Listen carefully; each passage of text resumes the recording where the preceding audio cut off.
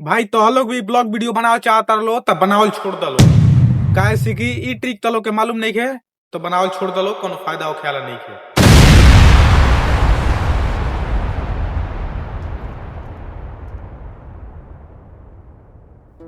तो हेलो भाई लोग, हमार नाम राज और हमारे यूट्यूब चैनल राज एक्स लाइफ में आप सबके स्वागत बा।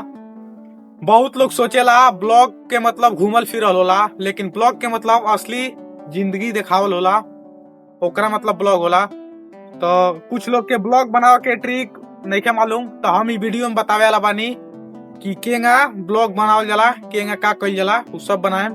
तो ई वीडियो के शुरू से लेके अंत तक जरूर देख लो और ई वीडियो में हर एक पार्ट के यूज करिए लो, काहे कि ऐसे तो लोग के ब्लॉग एकदम सुपर लेवल लागी। तो ई वीडियो के स्टार्ट करते नहीं। तो सबसे पहला बात ई बा कि लोग वीडियो बनावेला तो फ्रंट के कैमरा से बनावेला, तो ऐसे उतना अच्छा ना लगेला। जोन की बैक कैमरा से बनावल बहुत ही अच्छा लगेला। हैंगा करके बना सकेनी, शॉर्ट्स मिनी ब्लॉग होता तो हैंगा करके बना सकेनी। अगर लॉन्ग वीडियो होता तो हैंगा कर दी और अपना तरफ घुमावा तो हैंगा कर सकेनी। ऐसे पीछे वाला कैमरा बहुत ही अच्छा रहेला और हमू पीछे ही वाला कैमरा से बनावेनी।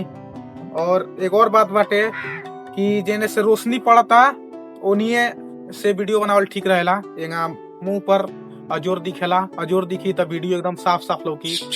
कुछ लोग सोचेला कि हमरा पास पुराना मोबाइल बाटे, जब महंगा मोबाइल खरीदेम तब वीडियो बनाएम। तो हम बता दी कि हमहू हइये पुरनके मोबाइल से वीडियो बनावल स्टार्ट कईनी।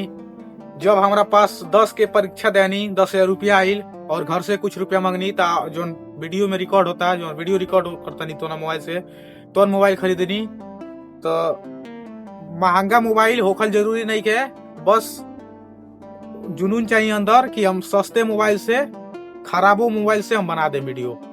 तो कुछ लोग के मन में ये बाटे तो ये बहुत गलती बाटे। अगर सस्ते मोबाइल बाटे वैसे वीडियो बनाओ तनी तो बना सके नहीं। और यो बात बाटे कि केहू के वीडियो बनावेला लेकिन उनका टॉपिक ना मिल पावेला कि कौना टॉपिक पर हम बनाई, कौना कंटेंट पर बनाई वीडियो। तो भाई तू रुखा तरह खेत बा तरह लगे, खेती करता रह, दुकान चलावता रह, तो भाई उहे वीडियो बनावा, उहे तारा खातिर टॉपिक बा, उहे कंटेंट बा। तो कोनो ऐसा बात नहीं है, तू जोन करता रह तो नहीं दिखावा लोग के, अपन दिनचर्या दिखावा, उहे तारा खातिर उहे ब्लॉग बा। तो हमू आवे नहीं, जौन चीज करे नहीं तौन चीज दिखावे नहीं, ऐसे ब्लॉग बनेला। तो ये ब्लॉग हटे। और सबसे बड़ा डर होला कि लोग कैमरा के अपन दोस्त ना दुश्मन समझ बैठेला। हैंगा करता नहीं बुझाता एकरा से डराते नहीं, डराए के नहीं के, एके अपन दोस्त माने के बा। रउआ के कैमरा के बस ताके के बा, बाकी केहू कुछ करो ये कुछ नहीं करे के, बस कैमरा के दोस्त बना के चले के बा। और ज्यादा कटता वीडियो, बार बार गलत होता तक ज्यादा काटे उटे के नहीं के, गलते डाल दे के बा। शुरुआत में हमहू बहुत एथी रहनी, लेकिन आज भी परफेक्ट नहीं की, लेकिन आगे चल के हो सके नहीं। तो हमहू बहुत डर रहे अंदर, अभी भी डर लगेला, लेकिन कुछ बदलाव हो गइल बा। तो रउआ लोग ई डर के जरूर खत्म करें। और सबसे इम्पोर्टेंट बात ई बा कि व्यू जाए चाहे ना, लेकिन रोज वीडियो डालाई। जैसे कि मिनी ब्लॉग बाटे तो रोज डाली, और लॉन्ग वीडियो बाटे हफ्ता में एक बार जरूर डाली, ऐसे कि यूट्यूब के चाहे कुछ भी के रीच डाउन ना होई। वीडियो रेगुलर डालत रहे तो अच्छा रही।